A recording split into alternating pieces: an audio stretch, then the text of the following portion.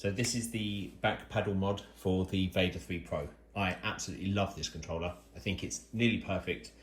Two issues that I have with it: it's slippery, I've resolved that with these grips, and the back pedals. Mine have two holes in from where I've been doing some modifications, but these buttons don't fit my hands well enough. Accessing these ones doesn't work. I'd much rather use my ring finger to get hold of the paddle. So I've been working on a 3D printed modification, and I'm going to show how to install it now and what you'll need. So for this, I'm using a spudger, a Phillips 00 bit, and a hex 1.5 bit. 4 M2 screws, they're 6mm long, you could get away with 5mm. Harness for the pedals and some buttons, 1 and 2. So to open the Vader 3 Pro, there's 4 screws on the back. We'll install our Phillips bit.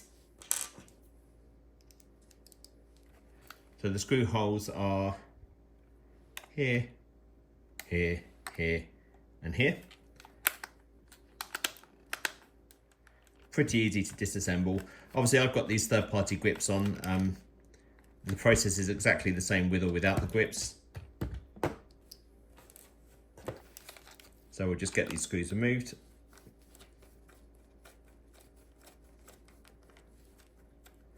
It's a little bit fiddly trying to do it with the camera between me and the controller. Normally I'd use a magnet or some kind of tray just to keep the screws safe. Just make sure you don't lose them. If you do lose them, they're not particularly exotic screws. I'm sure you can find some pretty easily that will match on Amazon or wherever, or your hardware store, of course. So that's 3. One more screw. Just a quick note while I'm also doing this, you'll notice that my Vader 3 Pro has coloured accent rings on the front. They are also available on Etsy. I really like orange, and it highlights what parts are 3D printed on this controller, which is why I'm using it for the back panel mod, and keeping it in line with my accent rings. So that is the 4th and final screw. To open the device, I just run a spudger into the seam. A little bit of force. I'm just going to do this off camera so I can get it in. You'll hear that crack, and that is now cracked open. Just run the spudger along the inside all the way round, and what will happen is the controller will just pop open all along the seams. Okay, that's done. So what we now have are a connection for the charging point under there. If you ever use that, it just locks onto the motherboard. You don't need to remove that for this process, but if you want to get further into the controller, I would recommend it. Just got to be careful about taking the whole connector off the motherboard, because that comes off more easily than the plug disconnects from the socket. So what you can see here is the existing harness. I've had a few goes at making back pedals, and I've always tried to copy this too exactly, and it's caused problems. So I recreated my own harness and modified it where necessary to avoid the problems I've had previously due to strength and button position. I've got a really nice setup now. So you'll see there's 5 points, 6 points here and here. These just hold they're like push fit, and they just hold the harness onto the controller. So I'm just going to use the spudger again. Just pop it underneath and separate it. That's fallen on the floor, doesn't matter, we don't need that again. So you can see which way the harness fits. So it sort of angles downwards. These curved parts here go on the underside. We don't want to fit it this way. We want to fit it this way with the buttons sloping the lower side at the bottom. So we're going to flip this round, just drop it in, and we're going to push fit it over the existing pins that stick out of the plastic. You want to make sure they're on nice and firm there. So go around each one, pushing until they pop all the way in.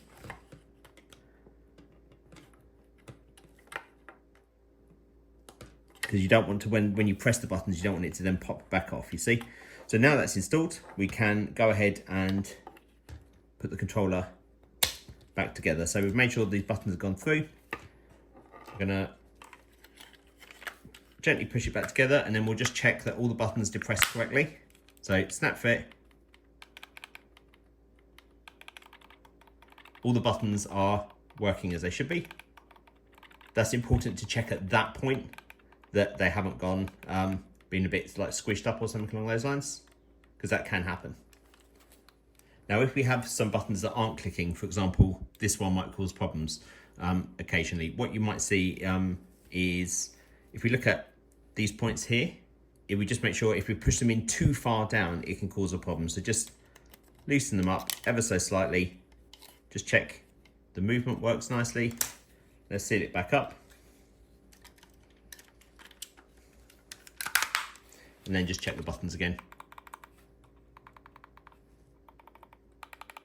So once we've put all those buttons back correctly, let's put our 4 screws in to make sure we don't lose them. So let's just do exactly the same process in reverse. 4 screws in, that's the Phillips 00.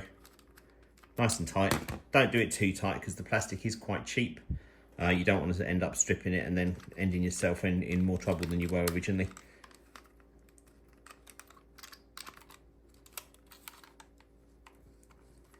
Just you know, get to the point where it's tight and then just stop. Just be careful you don't overdo it. Right, 2 more screws left.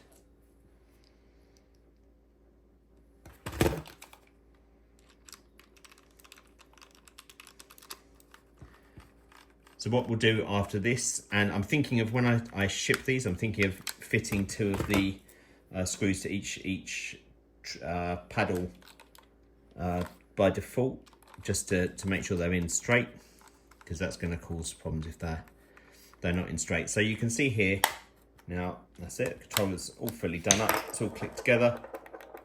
Check the buttons again, they're all working as expected. So what we do have is these pedals will fit through.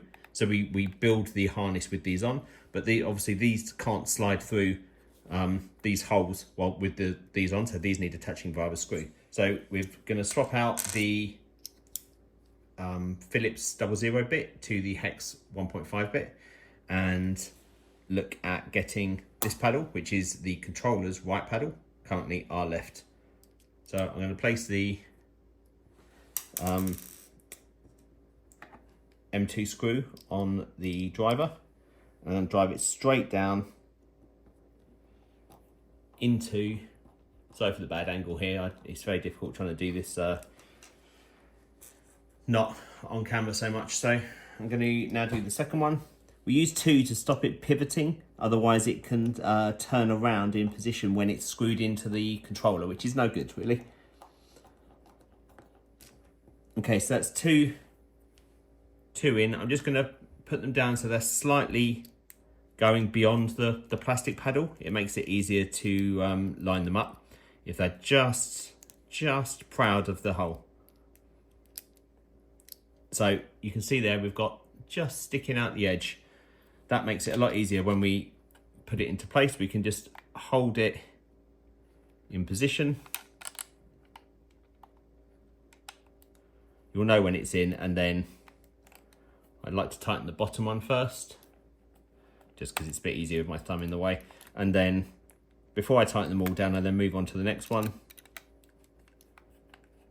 And I get this one tightened down all the way. Again, don't over tighten. You can go quite tight with these, but don't go over. That's all that I need to say really.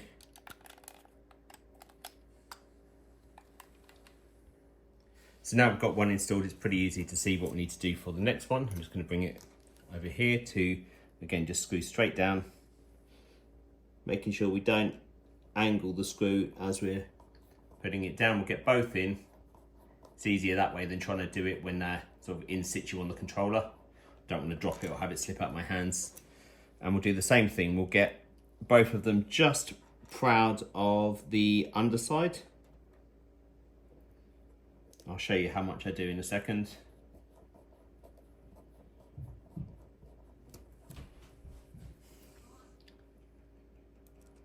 So they're quite forgiving. You can go a fair bit. So around a mil, 0.75 mil, something along those lines. slot it into position. You'll feel the screws go ever so slightly in, then just start tightening. Once one's a little bit in, do the next one. These don't get in the way at all where they are, because you won't be putting your fingers up there anymore.